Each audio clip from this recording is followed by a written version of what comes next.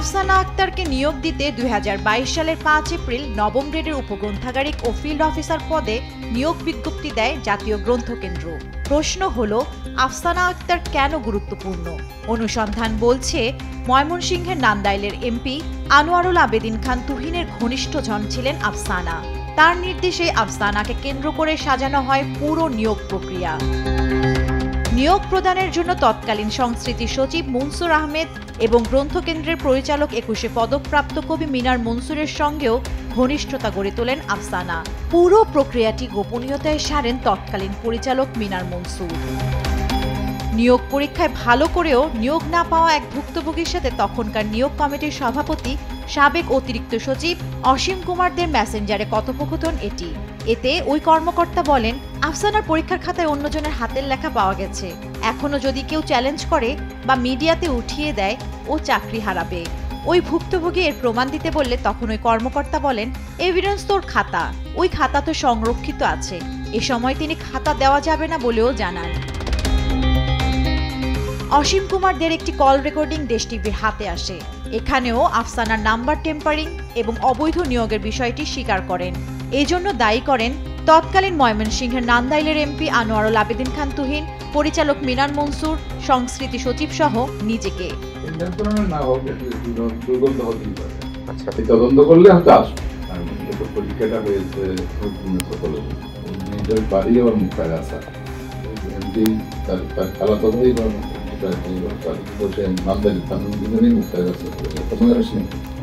সচিবের বাড়ি নান্দাইলে কাউকে তো সেভাবে একজনকে দায়ী করা যায়। সবাই দায়ী, আমিও দায়ী। যেহেতু আমি কমিটির সভাপতি, আমি তো নিজেও তো জানি ওই তারিখটা নির্ধারণের মধ্যে আমরাও সহায়। আমরা তো তারিখটাকে নির্ধারণ করেছি। আমাদের মন্ত্রী বলেছে যে আপনারা ওই দিন আলোচনা করতে বা সেভাবে করবেন, আমরা সেভাবে করেছি। শিল্পকলা একাডেমিতে চাকরির জন্য পরীক্ষা দিয়েছে, সেখানে সে পরীক্ষা দিয়েছে মনে হয় 7 মাসে। দেশ টিভির হাতে আসা অডিও রেকর্ডে আফসানা স্বীকার করেন নিয়োগে জন্ম তারিখের সাথে মিলিয়ে বিজ্ঞপ্তি দেবার কথাটি। যে এইগুলো আপনার সার্চ কেন করবা, যেগুলো টপিকে এবং আমি পরে নিজে হিসাব করে পরীক্ষা দিয়েছি। সার্কুলার ডেটটা দেখবো আমার কাছে, আর ডেটটা হচ্ছে তোমার মার্চের 7 তারিখে শেষ হয়ে যাওয়ার কথা ছিল।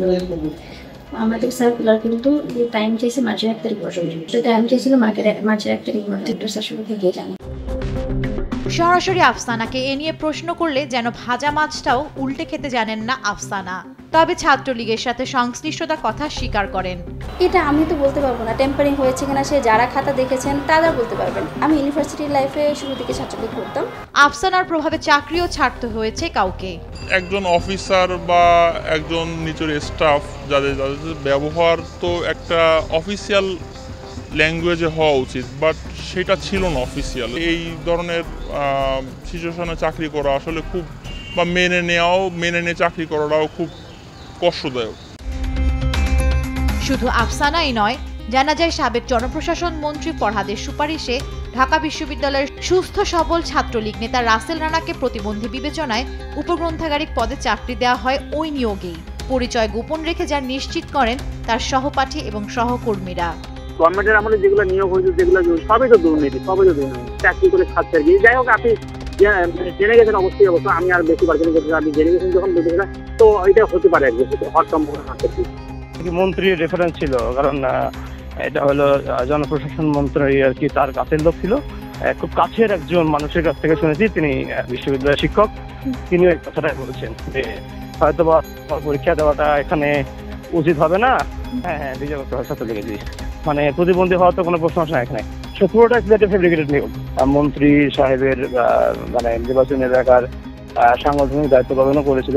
মন্ত্রী সাহেবের আর কি ওয়াইফের সাথে তার খুব ভালো সম্পর্ক ছিল, খুব ভালো খাতে ছিল। এ নিয়ে জানতে চাইলে বর্তমান পরিচালকের দোহাই দিয়ে কথা এড়িয়ে যায় রাসেল। আপনি আপনার পরিচালকের সাথে কথা বলেন, আমি এসব বিষয় নিয়ে কথা বলতে রাজি না। চাকরি স্থায়ী না হতেই আফসানা এবং রাসেলকে শুদ্ধাচার পুরস্কার দেন কবি মিনার মনসুর। কেবল অবৈধ নিয়োগ নয়, গ্রন্থকেন্দ্রের বই পাঠাতেন সাবেক প্রধানমন্ত্রীর উপদেষ্টার বাসায়। গ্রন্থকেন্দ্রের অনিয়ম দুর্নীতি নিয়ে দুদকে অভিযোগও দায়ের হয়েছে।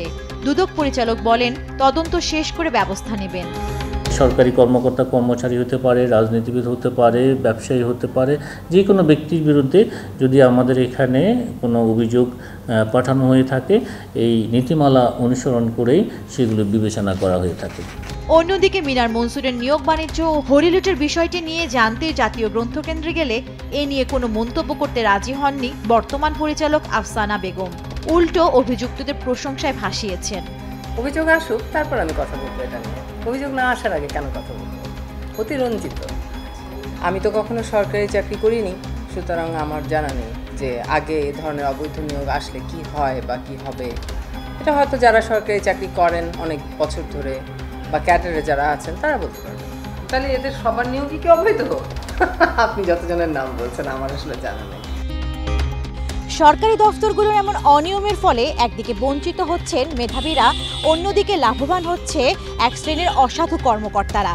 24-এর গণ অভ্যুত্থান পরবর্তী বাংলাদেশে এমন অনিয়ম চায় না সাধারণ মানুষ। জান্নাতুল মোহনা, দেশ টিভি, ঢাকা।